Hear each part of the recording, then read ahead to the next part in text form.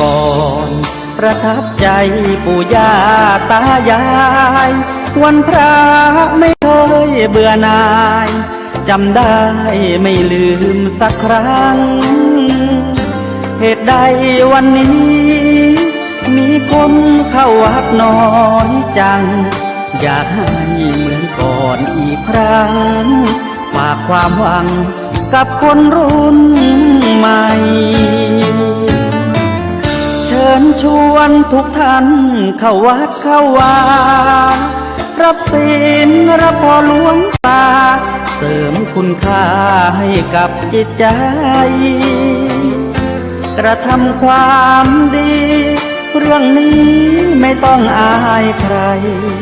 หวังจากการงานเมื่อใดเชิญชวนท่านไปทำบุญ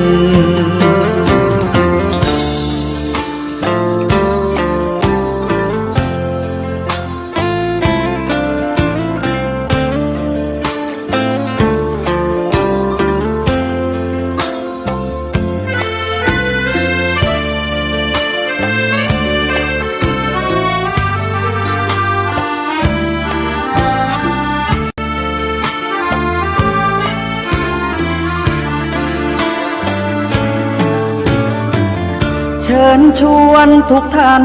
เข้าวัดเข้าวารับศีลรับพรหลวงตาเสริมคุณค่าให้กับจิตใจกระทำความดีเรื่องนี้ไม่ต้องอายใครว่างจากการงานเมื่อใดเชิญชวนท่านไปทำบุญกระทำความดีเรื่องนี้ไม่ต้องอายใครฝากเพลงเชิญชวนหญิงชายอย่าอายเรื่องการทำบุญ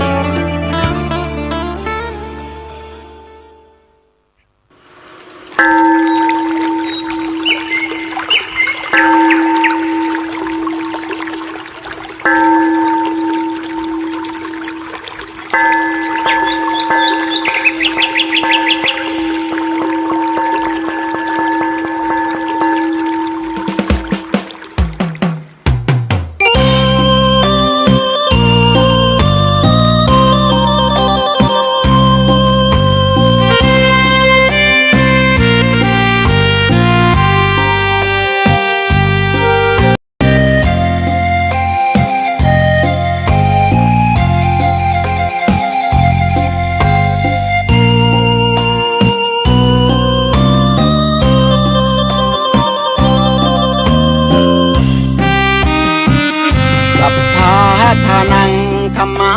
ทานังชินาติภาษาบาลีที่พุทธองค์ท่านทรงตรัสสอนการให้ธรรมะชนะการให้จงได้สังวรให้ทราบภายในชะล้างจิตใจให้คำสั่งสอนธรรมะจะช่วยกัดกร่อนนิวรณ์จะได้เบาบางสัพพะทานังธรรมะทานังชินาติได้ฟังคำนี้ท่านทรงบ่งชี้หนึ่งไม่มีสองให้ทำเป็นทานสารต่อปัญญานำพาแสงส่องแสงธรรมชี้นำถูกต้องรับรองท่านต้องสุขใจ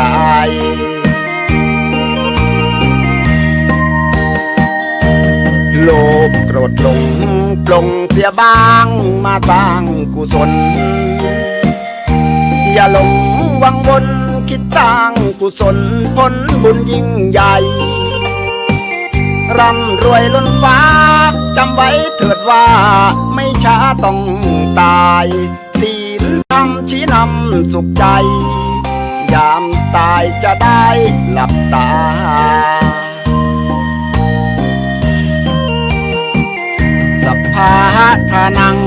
รรมะทานังชินาติ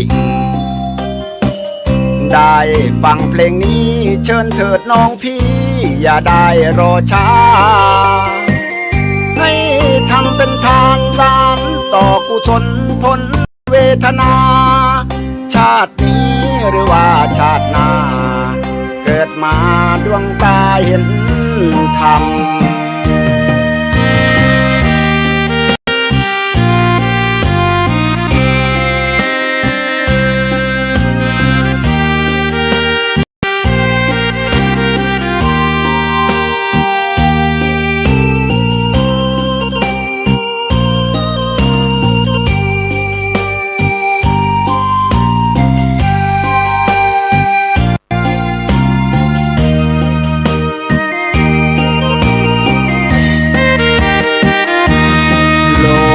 หลงปลงเสียบ้างมาสร้างกุศลอย่าหลง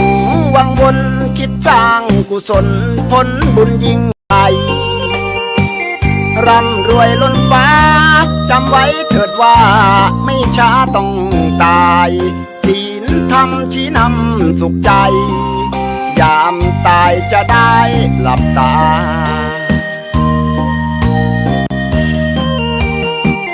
สัพพะทานังธัมมาทานังชินาติ ได้ฟังเพลงนี้เชิญเถิดน้องพี่อย่าได้รอช้าให้ทำเป็นทานสารต่อกุศลผลเวทนา ชาตินี้หรือว่าชาติหน้าเกิดมาดวงตาเห็นธรรม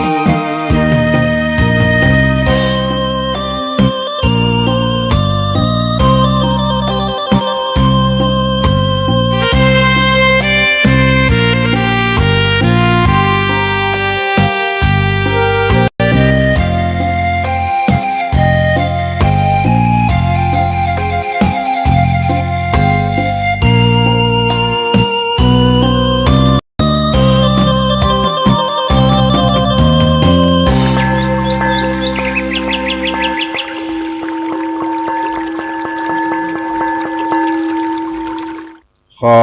ถวายความเคารพพระมหาเถรานุเถระ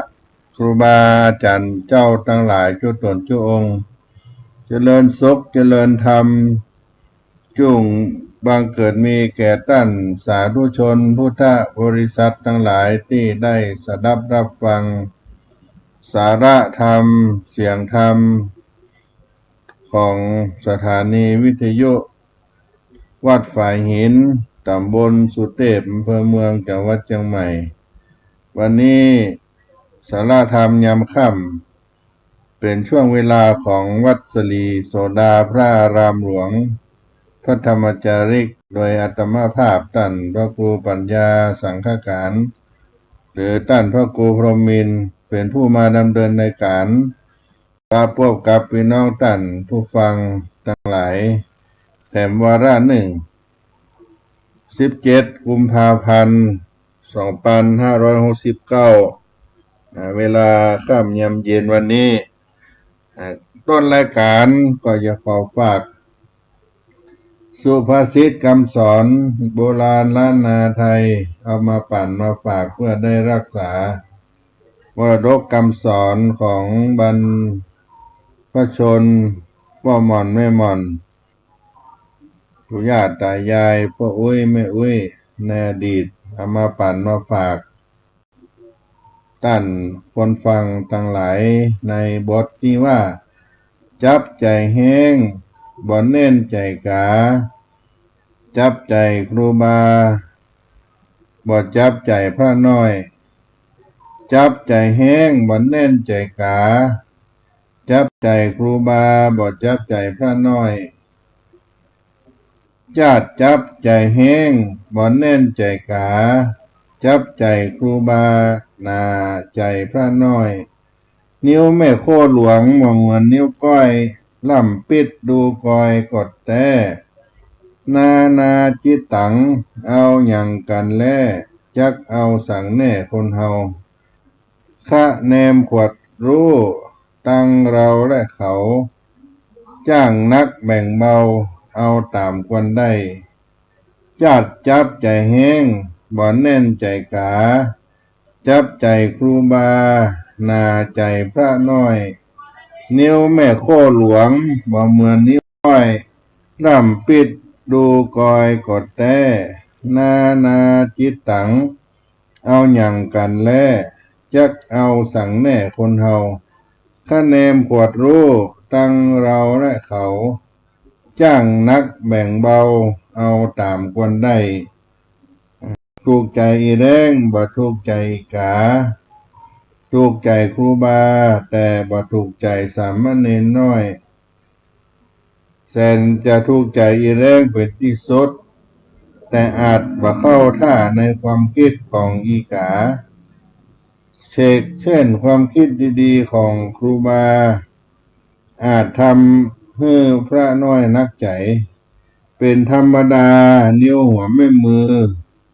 ย่อมแตกต่างกับนิ้วก้อย หากว่าพิจารณาดูก็จริงดังนี้ว่านาจิตตังความคิดของมนุษย์ย่อมมาเหมือนกันไปเสียหมดสิ่งสำคัญคือว่ารู้เขารู้เราไว้ก่อนรู้เรารู้เขาไว้ก่อนแล้วก็เลือกปฏิบัติตามความเหมาะสมจับใจแห้งบ่แน่นใจกาจับใจครูบาหนาใจพระน้อยนิ้วแม่โคหลวงบ่เหมือนนิ้วก้อยล่ำปิดดูกอยกดแต่นาจิตตังเอาอย่างกันแลจักเอาสั่งแน่คนเราคะแนนกวดรู้ตั้งเราและเขาจ้างนักแบ่งเบาเอาตามคนได้จับใจแห้งบ่แน่นใจกาจับใจครูบาบ่จับใจพระน้อยนี่ก็เป็นเรื่องของนาจิตตังเรื่องของความคิดที่แตกต่างกันไปนาจิตตัง คิดมาเหมือนกันซึ่งแน่นอนว่าคนละคนความคิดก็ต้องคนละอย่างอยู่แล้วโดยเฉพาะรายละเอียดของความคิดก็ย่อมนาจิตตังอย่างแน่นอนแต่หมวดความคิดแบบอย่างเดียวกันในทางพระพุทธศาสนาเพิ่นก็มีความคิดอยู่3อย่างคิดให้เสียสละมาคิดอยากได้เกินไปคิดเมตตาไม่คิดอาฆาตใครคิดในทางที่ดีหากเราคิดได้เหมือนกันทั้ง3อย่างจิตจะมีความสุขมากยิ่งคิดยิ่งสบายใจความคิดเป็นของเราเองไม่เชื่อเราก็เอาไปใช้ลองพิจารณาดูถ้าความคิดของเราบ่ตรงกับความคิดของคนอื่นหรือคนอื่นมีความคิดต่างจากเราก็อย่าไปโกรธไปว่าเปิ้นเพราะพื้นฐานของภาวะจิตของแต่ละคนมันบ่เหมือนกันเพียงแต่ว่าเราหันความคิดใครว่าดีมีประโยชน์ก็จดจำเอามาใช้ก็พอแล้วก็เป็นเรื่องของนาจิตตังจับใจแห้งบ่แน่นใจขาจับใจครูบาหนาใจพระน้อยนิ้วแม่โคหลวงบ่เหมือนนิ้วก้อยร่ำปิดดูคอยกดแต่นาจิตตังเอาอย่างกันแลจักเอาสั่งแน่คนเฮาคะแนนขวดรู้ตั้งเราและเขาจ้างนักแบ่งเบาเอาตามคนได้เอามาปั่นมาฝากพี่น้องท่านคนฟังในต้นรายการนี้ก่อนเนาะ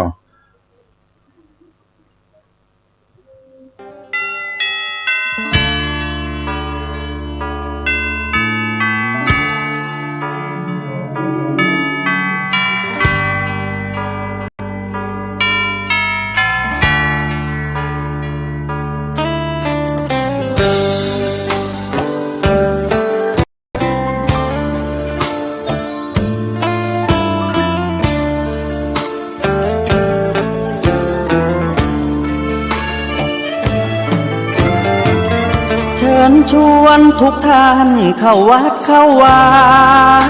ฟังธรรมะจากหลวงตาเสริมชีวาให้สุขสดใสยึดมั่นหลักธรรมคำสอนไว้ให้ขึ้นใจความดีรีบทำกันไว้หญิงชายอย่าได้นายนี้เชิญชวนทุกท่านเข้าวัดเข้าวาทำบุญด้วยจิตศรัทธาผลบุญพาให้เราสุขีจะทำการใดนำใช้ในสิ่งดีดีทำบุญให้ทานวันนี้ไม่มีใครว่าใครชัง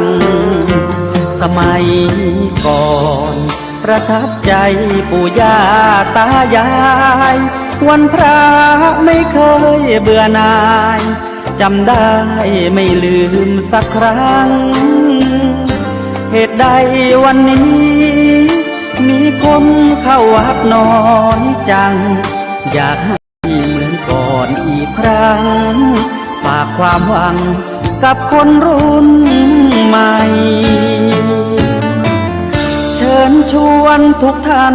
เข้าวัดเข้าวารับศีลรับพรหลวงตาเสริมคุณค่าให้กับจิตใจกระทำความดีเรื่องนี้ไม่ต้องอายใครว่างจากการงานเมื่อใดเชิญชวนท่านไปทำบุญ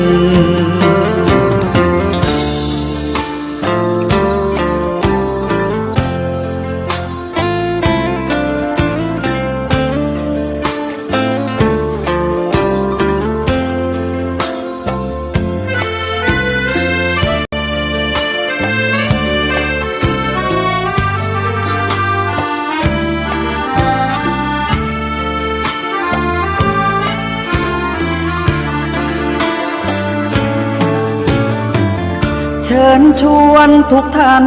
เข้าวัดเข้าวารับศีลรับพรหลวงตาเสริมคุณค่าให้กับจิตใจกระทำความดีเรื่องนี้ไม่ต้องอายใครว่างจากการงานเมื่อใดเชิญชวนท่านไปทำบุญ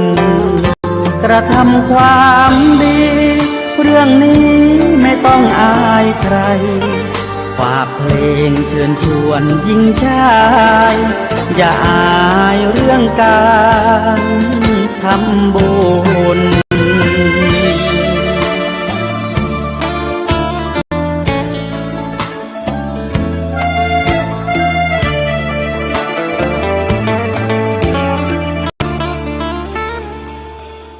ก็มาปะกันช่วงที่สองในสาระธรรมเสียงธรรมวัดสลีโสดาพระอารามหลวงจังหวัดเชียงใหม่ก็ได้ฟังกีตะธรรมเรื่องการทำบุญให้ทาน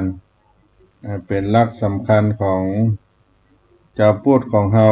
ได้มีโอกาสได้เพิ่มพูนบุญญาราศีของการบำเพ็ญทานบำเพ็ญบุญเอาไว้ที่ตัวที่ตนไปการให้ทานนั่นก็เป็นสิ่งที่สำคัญในหน้าที่ของเจ้าพูดของเฮาทานเป็นการให้การเสียสละสิ่งของตนเพื่อเป็นประโยชน์แก่ผู้อื่นด้วยความเต็มใจการให้ทานก็เป็นพื้นฐานความดีของมนุษย์เป็นสิ่งที่ขาดเสียบ่ได้ในการดำรงสันติสุข ชีวิตคนเราต้องดำรงอยู่ด้วยการให้ทานเราใหญ่มาก็เพราะได้ทาน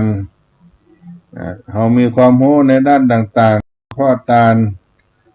โลกนี้จะมีสุขได้ก็เพราะว่าทานการให้ทาน ก็จึงเป็นสิ่งสำคัญที่มีคุณประโยชน์อย่างใหญ่หลวงต่อมนุษยชาติประเภทของทานนั้นมีอยู่3ประการ1อามิสทานคือทานเนื้อวัตถุสิ่งของเป็นทาน2ธรรมทานหรือวิทยาทานเป็นทานเนื้อความรู้เป็นทานถ้าเป็นความรู้ทางโลกเช่นว่าศิลปะวิทยาการต่างๆเรียกว่าวิทยาทานถ้าเป็นความรู้ทางธรรมสอนให้ได้ละชั่วประพฤติดีทำใจให้ผ่องใสเรียกว่าธรรมทานอันที่3อภัยทานคือการสละอารมณ์โกรธเป็นทานให้อภัยบ่จองเวรสละอารมณ์โกรธพยาบาทให้ขาดออกจากใจการให้ธรรมะเป็นทานถือว่าเป็นการให้ทานที่ได้บุญสูงสุด มีคุณค่ากว่าการให้ทานทั้งหลายทั้งปวงเพราะทำให้ผู้รับมีปัญญารู้เท่าทันโลกเท่าทันกิเลสสามารถนำไปใช้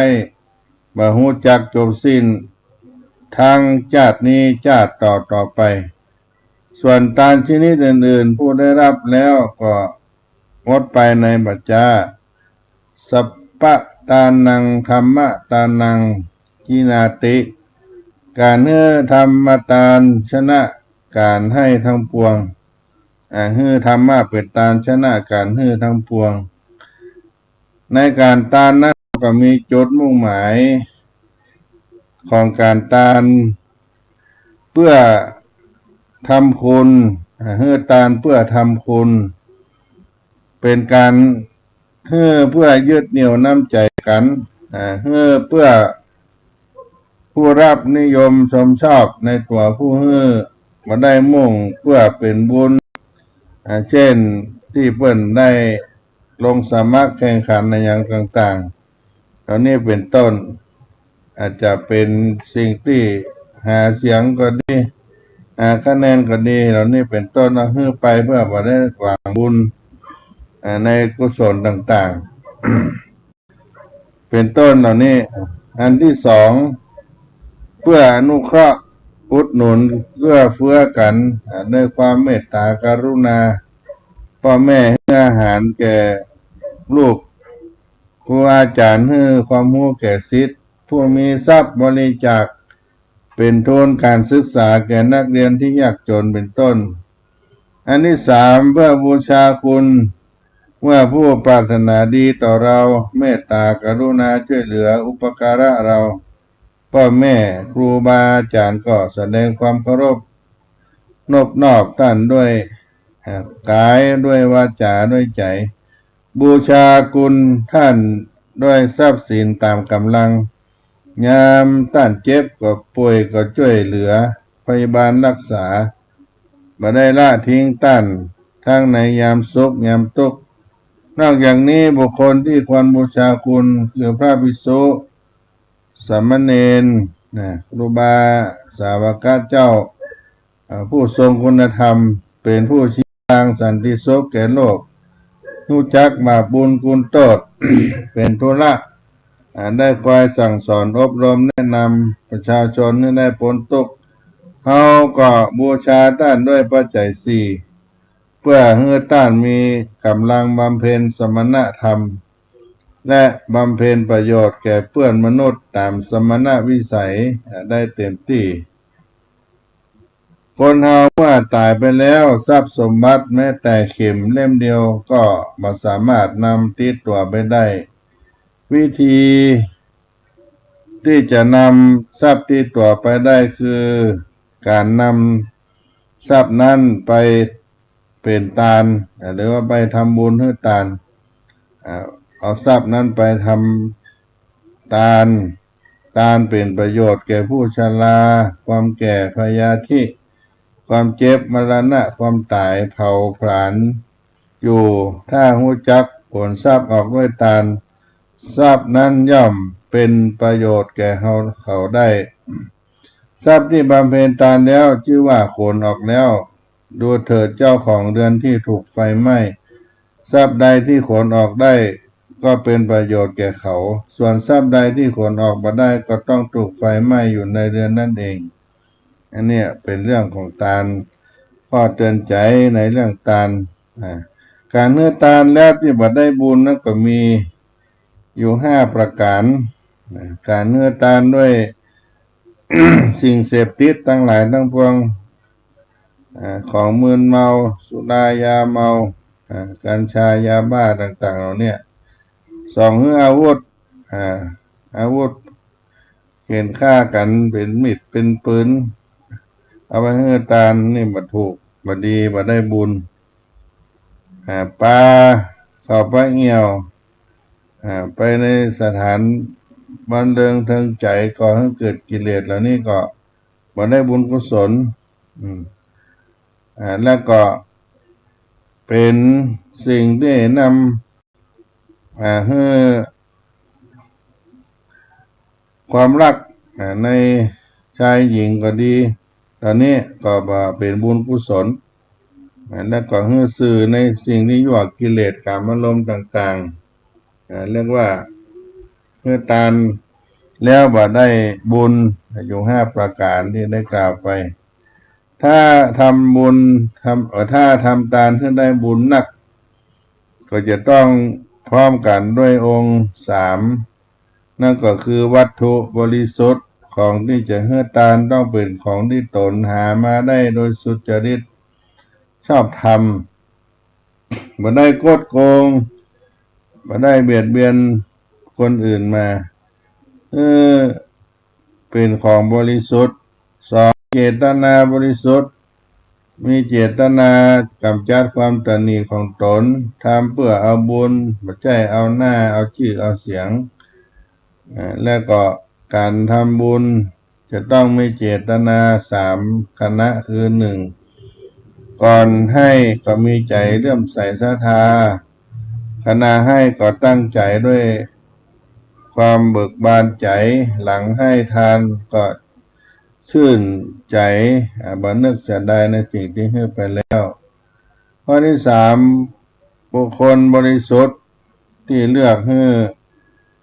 แก่เราเป็นผู้ให้ทานเรียกว่าผู้ที่มีศีลบริสุทธิ์มีความสงบมีความประพฤติดีงามที่ล่วงแล้วไปก็มีพระสัมมาสัมพุทธเจ้าเป็นต้นและพระองค์ก็สอนว่าทรงเป็นเนื้อนาบุญของโลกแต่ถึงกันนั้นก็ทรงสอนให้เลือกให้นิมนต์ให้พอให้พิจารณาในการทำบุญต้องมีคุณงามความดีมีความบริสุทธิ์มีศีลความประพฤติปฏิบัติดีงามก็จะได้บุญมากจะหารว่าทุกครั้งที่เฮาได้ให้ทานท่านจะให้เฮาได้สมาทานเอาศีลเสียก่อนเพื่อจะเกิดความบริสุทธิ์และก็ได้ทำบุญอย่างเต็มที่เมื่อเฮาได้ให้ทานเป็นเรื่องของบุญกุศลนั่นการให้ทานก็เป็นเรื่องความจุ่มความเย็นมีความสบายอกสบายใจไม่ได้เดือดร้อนแก่ตนแล้วก็ให้ทานนั้นควรให้ในสิ่งที่ควรให้เลือกให้ทานพระสุคตสรรเสริญคนพาลเท่านั้นที่ไม่สรรเสริญการให้ทานเมื่อมีจิตเลื่อมใสแล้วทักษิณาทานหาชื่อว่าเป็นของน้อยไม่บุญของผู้ให้ย่อมเจริญก้าวหน้าผู้ให้ย่อมผูกไมตรีไว้ได้ผู้ให้ย่อมเป็นที่รักของคนหมู่มากผู้มีปัญญาให้ความสุขย่อมได้รับความสุขผู้ให้อาหารชื่อว่าให้กำลังผู้ให้ผ้าชื่อว่าให้วรรณะผู้ให้ยานพาหนะชื่อว่าให้ความสุขผู้ให้ประทีปโคมไฟชื่อว่าให้จักษุผู้ให้ที่พักอาศัยชื่อว่าให้ทุกสิ่งทุกอย่าง ผู้ให้ธรรมทานชื่อว่าให้อมตะธรรมผู้ให้ของที่พอใจย่อมได้ของที่พอใจผู้ให้ของที่เลิศย่อมได้ของที่เลิศผู้ให้ของที่ดีย่อมได้ของที่ดีผู้ให้ของที่ประเสริฐย่อมเข้าถึงฐานะอันประเสริฐนรใดให้ของที่เลิศให้ของที่ดีและให้ของที่ประเสริฐนรนั้นจะเกิดหน้าที่ใดๆย่อมมีอายุยืนมียศหน้าที่นั้นอันนี้สองของการทำบำเพ็ญทานก็เป็นที่มาของสมบัติทั้งหลายเป็นที่ตั้งแห่งโภคะทรัพย์ทั้งปวงย่อมให้ผู้ให้ย่อมได้รับความสุขผู้ให้ย่อมเป็นที่รักของคนหมู่มากผู้ให้ย่อมเป็นที่น่าคบนับถือเป็นที่สังคมได้ต้องการและมีชื่อมีเสียงถึงแม้ว่าหมดลมหายใจตายไปก็จะได้ไปเกิดในสวรรค์เป็นต้นอันนี้เรื่องของการให้ทานที่เอามาปั่นมาฝากพี่น้องท่านสาธุชนคนฟังทั้งหลายเรื่องการทำบุญให้ทานแล้วก็การทำบุญกับการทำทานก็ต่างกันอย่างไรบุญก็แปลว่าการทำดีตามหลักธรรมคำสอนในพระพุทธศาสนาเป็นเครื่องชำระสันดานหมายถึงการทำให้หมดจดจากมลทินเครื่องเศร้าหมองอันได้แก่โลภะโทสะโมหะความดีคุณงามความดีกุศลความสุขความประพฤติชอบทางกายวาจาใจอันนี้เรียกว่าบุญทานแปลว่าการให้สิ่งที่ให้ของที่ควรให้แก่คนที่ควรให้เพื่อประโยชน์แก่เขาสละให้ปันสิ่งของตนเพื่อประโยชน์แก่ผู้อื่นอาจจะเป็นเงินทองสิ่งของก็ตามที่เอาให้ไปบุญนั้นมีสิ่งที่เป็นที่ตั้งแห่งการทำบุญแห่งการทำความดีเรียกว่าบุญกิริยาวัตถุมีทั้งหมดอยู่3อย่างและก็10อย่างใน3อย่างนั้นก็มีทานศีลภาวนาเรียกว่าบุญกิริยาวัตถุ3แล้วก็แห่ง7อย่างนั้นที่เอามารวมกันเป็น10หรือว่า บุญกิริยาวัตถุ10ประการที่ได้รวมกันให้เกิดบุญ1ทานคือการให้เช่นเราได้ให้การทำบุญตักบาตรยามเจ้าการบริจาคเงินเป็นทานถวายสังฆทานเหล่านี้เป็นต้นเป็นจาคะเป็นการให้ที่น่าเป็นบุญอย่างหนึ่งแต่มีการให้บางประการที่บ่ได้บุญที่ได้กล่าวไปเช่นการให้ของเสพติดเหล่านี้เป็นทานในเรื่องกามคุณเป็นต้นนี่บ่มีบุญและ2ศีลก็คือความประพฤติในกายวาจาใจบ่ละเมิดแบบมีความประพฤติผิดในคฤหัสถธรรมก็มีศีล5เป็นต้นสูงขึ้นไปก็เป็นอุโบสถศีล8ต่างๆนี่ที่เรียกว่าการรักษากายวาจาใจให้สำรวมและกิริยาวัตถุอันที่3การอบรมจิตให้เกิดปัญญา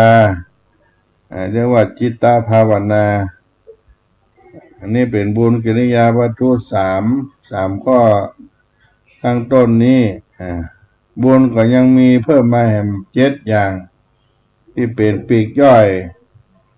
นอกเหนือนี้ไปก็คืออัปปัจจยานะความเป็นผู้นอบน้อมต่อผู้ที่ควรนอบน้อมปฏิทานะการให้บุญที่ตนถึงแล้วแก่คนอื่นเช่นการอุทิศส่วนกุศลหยาดน้ำให้ทานอันที่7กับปัตตาโมทนายินดีในบุญที่ผู้อื่นถึงพร้อมแล้ว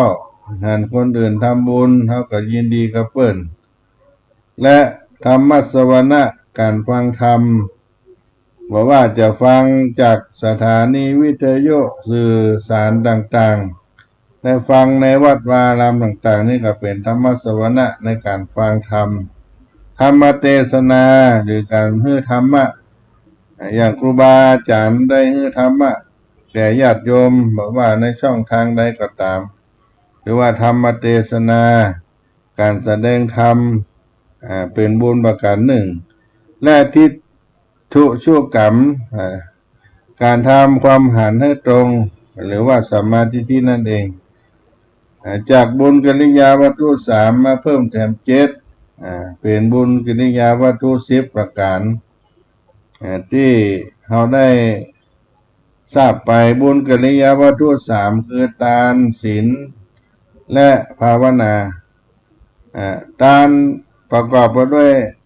ทานะไมยปฏิทานะไมยปัตตานุโมทนาไมยใน10ประการเอามารวมกันในหมวดทานและหมวดศีลนั้นเรียกว่าศีลไมยอัปปัจจายไมยและวายาวัจจะไมยอันนี้เรียกว่าหมวดของศีลภาวนาก็ประกอบด้วยภาวนาไมยธรรมสวนาไมยธรรมเทศนาไมยใน10บุญกิริยาวัตถุ10เขาจะเอามาหมวดหมู่ใน3อย่างเป็นบุญกิริยาวัตถุทานศีลภาวนาที่ได้กล่าวไปส่วนทิฏฐิชุกรรมก็จะเป็นทานศีลและภาวนาถ้าจะกล่าวว่าง่ายๆการทำบุญนั้นก็เปรียบได้กับการสร้างคุณภาพของจิตให้ดียิ่งขึ้นไปเป็นการเอาชนะกิเลสความโลภความโกรธได้ความหลงที่มีอยู่ในสันดานของมนุษย์ที่ว่าเอาชนะกิเลสทั้ง3นั้นเอาชนะอย่างใดความโลภก็เอาชนะด้วยการให้ทานความโกรธก็เอาชนะด้วยการรักษาศีลความหลงเอาชนะได้ด้วยการภาวนาเมื่อเข้าใจความหมายแล้วก็จะหันว่ามันมีการขีดเส้นแบ่งระหว่างทำบุญกับทำทานเพราะทานเป็นข้อหนึ่งของการทำบุญแต่ในตัวทานนั้นก็มีแบ่งย่อยออกไปอีก2อย่าง1อมิสทานคือฮื้อสิ่งของ2ฮื้อธรรมทานเรียกว่าฮื้อธรรมะเป็นทานถ้าเราพูดถึงวัตถุประสงค์ของการฮื้อทานก็แบ่งไว้ตามลักษณะที่ปฏิบัติกันอยู่มีอยู่4อย่างคือบริจาคทานปฏิกาลทานสังฆทานทานอนุฆทานบริจาคทานนั้นคือเพื่อเป็นการชำระกิเลสคือความตระหนี่ในใจการเสียสละด้วยว่าส่วนใหญ่ว่าผู้รับจะมาที่ใดมาจากไหนเป็นภายที่ไหน2บริจาคทานคือตอบแทนคุณงามความดีของผู้รับอย่างเช่นให้กับผู้มีพระคุณมีคุณพ่อคุณแม่ครูบาอาจารย์เป็นต้นและการทานแบบนี้ผู้ให้มักจะไม่ได้คิดถึงผลบุญที่จะได้รับประการใดสังฆทานคือการผูกมิตรเพราะว่าเป็นการให้ทานโดยส่วนตัวให้โดยหน้าที่การงานก็มุ่งหวังให้เกิดประโยชน์แก่ผู้รับเป็นสำคัญอันที่4อนุฆทานคือการอนุเคราะห์หมายถึงการช่วยเหลือ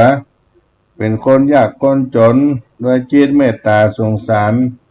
เบื้องทุกข์ได้ยากตกทุกข์ได้ยากก็ไปช่วยเหลือบอกว่าผู้รับจะเป็นใครก็ตามบ่สำคัญว่าจะมีความเกี่ยวข้องกับเฮาหรือไม่เฮาหันแล้วก็ช่วยเหลือไปตามกำลังที่จะสามารถทำได้ในทางพระพุทธศาสนาก็สอนให้ทานเป็นไปด้วยความบริสุทธิ์ที่กล่าวคือสิ่งของวัตถุที่จะให้นั้นมาด้วยความบริสุทธิ์มีเจตนาบริสุทธิ์ผู้รับก็รับด้วยความบริสุทธิ์ก่อนให้ก็ต้องมีใจบริสุทธิ์ด้วยความอยากให้เป็นความจริงใจบ่ถูกบังคับในกาลขณะที่ให้นั้นก็ใจเฮาบริสุทธิ์เลื่อมใสในการทำให้แล้วก็มีความสบายเบิกบานใจมีความสุขอย่างนี้ก็จะได้บุญมากการทำบุญนั้นสามารถทำได้ทั้งที่ในวัดนอกวัดการทำบุญให้ทาน เข้าบาตรสังฆทานเหล่านี้ทำบุญนอกวัดก็เป็นการทานผ้าป่าการนิมนต์พระมาฉันบริจาคเลือดก็ดีเหล่านี้ปล่อยชีวิตนั่นเป็นทานนั่นเป็นทำบุญนอกวัดในวัดได้ส่วนการทำทานนั้นทำกับใครที่ไหนก็ได้บอกว่าจะเป็นเพื่อนมนุษย์ด้วยการกับพระสงฆ์ด้วยการหรือแม้แต่สัตว์เดรัจฉานก็ได้การบริจาคทรัพย์สิ่งของเพื่อคนอยากไร้ผู้ที่กำลังได้รับความเดือดร้อนจะเป็นภัยธรรมชาติก็ตามเข้าไปช่วยการทำบุญให้เขาและเขาได้ช่วยเป็นการสาธารณะสงเคราะห์ในสังคมอย่างนี้เป็นต้นการทำบุญบางอย่างก็นับว่าทั้งบุญทั้งทานรวมกันเช่นการใส่บุญใส่บาตรพระการทำบุญตักบาตรสังฆทานเป็นทานคือเป็นจาคะด้วยการเสียสละทรัพย์ดังนี้เป็นการยากในการที่จะขีดเส้นแบ่งให้ชัดเจนว่าระหว่างทำบุญทำทานถ้าจะสังเกตให้ดีคนส่วนใหญ่มักจะอู้กันว่าทำบุญให้ทานทำบุญให้ทานติดปากเข้ามาทำบุญก็มักใช้เวลาถวายแก่พระสงฆ์เพราะจิตขณะนั้นมีศรัทธาต้องการได้บุญจากการถวายสิ่งของนั้นๆเพื่อเป็นการชำระจิตใจให้สะอาดบริสุทธิ์หรืออาจเพื่อหวังบุญนั้นจะตกไปถึงคนที่เฮาที่ส่วนบุญกุศลให้ก็ตามแต่คำว่าทำทานมักจะใช้กรณีที่ให้คนตกได้ยากคนยากคนจนเป็นต้นเพราะจิตใจขณะที่ให้นั้นเขาก็ต้องการช่วยเหลือเพื่อเปิดได้พ้นจากความทุกข์ซึ่งบางครั้งอาจจะไม่ได้นึกถึงผลบุญที่ได้รับก็มีนั่นก็เอามาปั่นมาฝากพี่น้องได้คนฟังในต้นในช่วงที่สองของรายการเรื่องการทำบุญให้ทานในสาราธรรมวัดสลีโสดาพระอารามหลวงจังหวัดเชียงใหม่ในเมื่อค่ำยามเย็นในวันนี้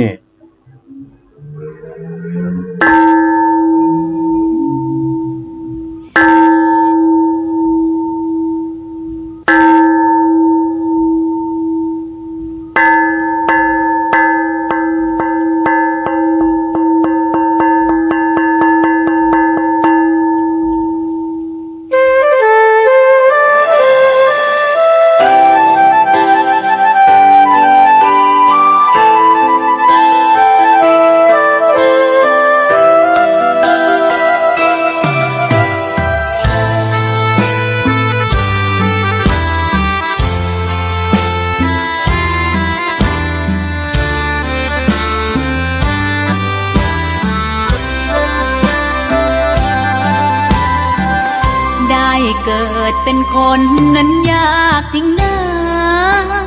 เพราะพุทธศาสนายิ่งแสนยากเย็น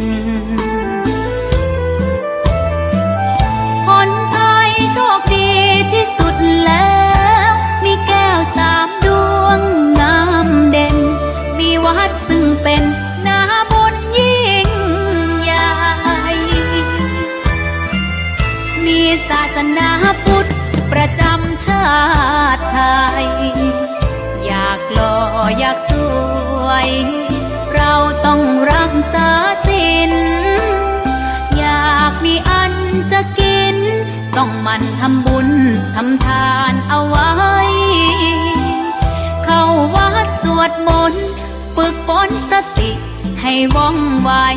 รีบทำตอนที่เราทำเองได้อย่ารอจนตายถึงเข้าวัดว่า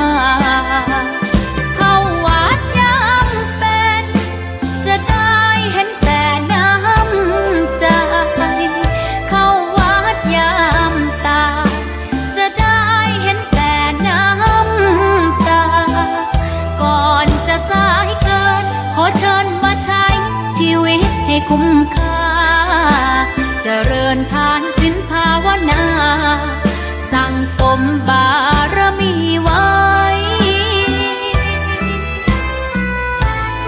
บุญตอนที่ยังมีชีวิตย่อมดีกว่ารอ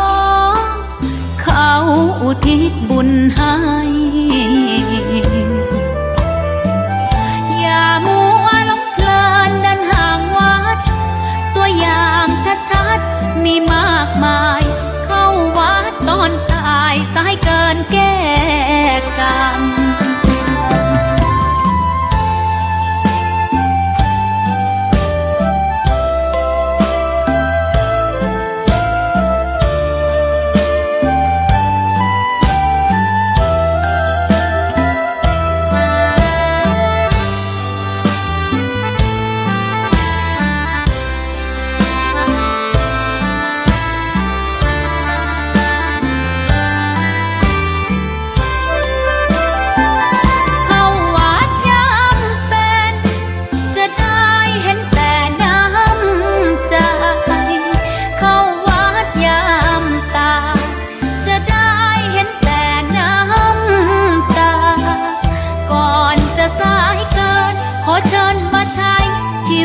ให้คุ้มค่า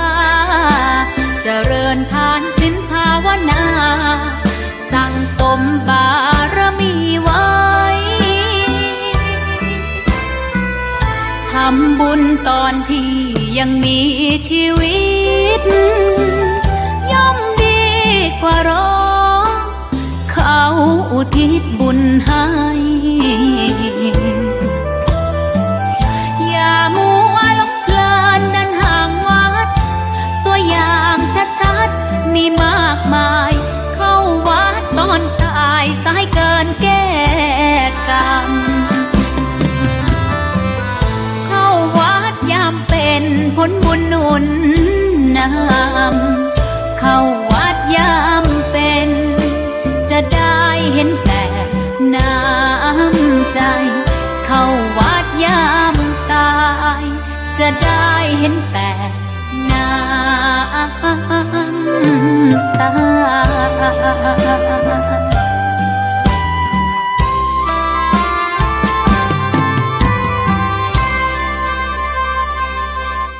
ออกมาถึงช่วงท้ายรายการก็ฝากบุญการทำบุญงานประชุมเพลิงศพพระราชทานเพลิงศพท่านพระมหาวิษณุจารุธรรมโมประเรียนธรรม5 ประโยคอายุ54 พรรษา 34อดีตเจ้าวาดวัดเจ็ดลินระหว่างวันที่14ถึง22กุมภาพันธ์2569บำเพ็ญกุศลณวัดเจ็ดลินตำบลพระสิงห์อำเภอเมืองจังหวัดเชียงใหม่ตั้งแต่วันที่14ถึง18กุมภาพันธ์2569เวลา19:30 นาทีบำเพ็ญกุศลแสดงพระธรรมเทศนาสวดพระอภิธรรมณวิหารหลวงวัดเจ็ดลินตำบลพระสิงห์อำเภอเมืองจังหวัดเชียงใหม่วันที่19กุมภาพันธ์2569เวลา 9 นาฬิกาบำเพ็ญกุศลสวดพระพุทธมนต์10 รูป 14 นาฬิกาอาราธนาสรีระสังขารพระมหาวิษณุจารุธรรมโม